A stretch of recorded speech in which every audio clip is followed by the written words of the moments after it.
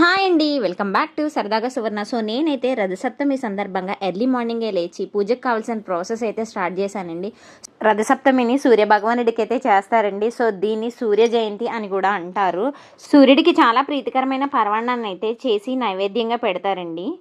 దానికి ఒక రీజన్ కూడా ఉందండి. అదేంటంటే సూర్య భగవానుడికి పళ్ళు ఉండవు అని అంటారు. సో అందుచేతే డ్రై ఫ్రూట్స్ కూడా యాడ్ చేయకూడదు అని చెప్తారనమాట.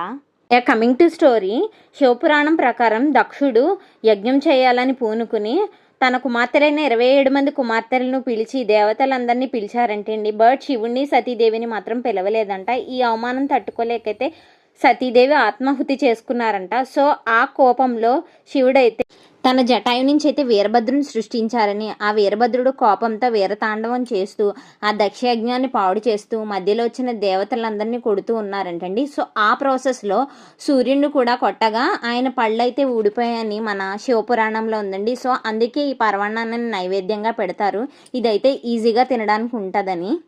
ఈ రోజైతే సూర్యభగవానుడు 7 గుర్రాలతో రథం మీద భూమి మీదకి వస్తారని చెప్తారండి. సో అందుకే 7 చిక్కుడాకుల్లో ప్రసాదాన్ని అయితే వేసి 7 రేగుపళ్ళతో నైవేద్యాన్ని అర్పించాలండి. ఎరుపు రంగు అయితే చాలా ప్రీతికరమైన రంగు అంటండి. సో మనం అర్ఘ్యం ఇచ్చేటప్పుడు ఒక రాగి చెంబులో అయితే వాటర్ తీసుకుని పసుపు కుంకుమ ఎరుపు రంగు అక్షంతలు వేసి అండ్ ఎరుపు రంగు ఫ్లవర్ కూడా వేసి మనమైతే సూర్య నమస్కారాలు చేసుకోవాలండి. మోస్ట్లీ అందుకే రథసప్తమి రోజు రెడ్ కలర్ ఫ్లవర్స్ యూస్ చేస్తారండి. అండ్ రెడ్ కలర్ వస్త్రాలను కూడా పెడుతూ ఉంటారనమాట. సో ఇలాగే చేయాలని లేదండి, ఎవరికి దొరికిన వాటితో వాళ్ళు చేయొచ్చు.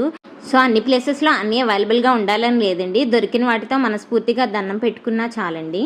తెల్ల జిల్లేడు ఫ్లవర్స్ కూడా చాలా ఇష్టమంట, బట్ నాకైతే దొరకలేదు. నేనైతే దొరికిన వాటితోనే చేశాను.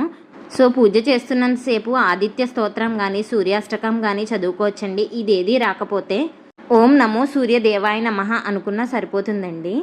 సో ఇలా చేయటం వల్ల మన కుటుంబం అయితే ఆరోగ్యంతో అష్టైశ్వర్యాలు సిద్ధిస్తాయండి. సో రోజు ఎర్లీ మార్నింగ్ సూర్య నమస్కారాలు చేసుకోవడం వల్ల మెడికల్గా కూడా చాలా బెనిఫిట్స్ ఉన్నాయండి బాడీకి. విటమిన్ డి కూడా చాలా ఎక్కువగానే దొరుకుతుంది. సో అదండి, see in the next video, bye.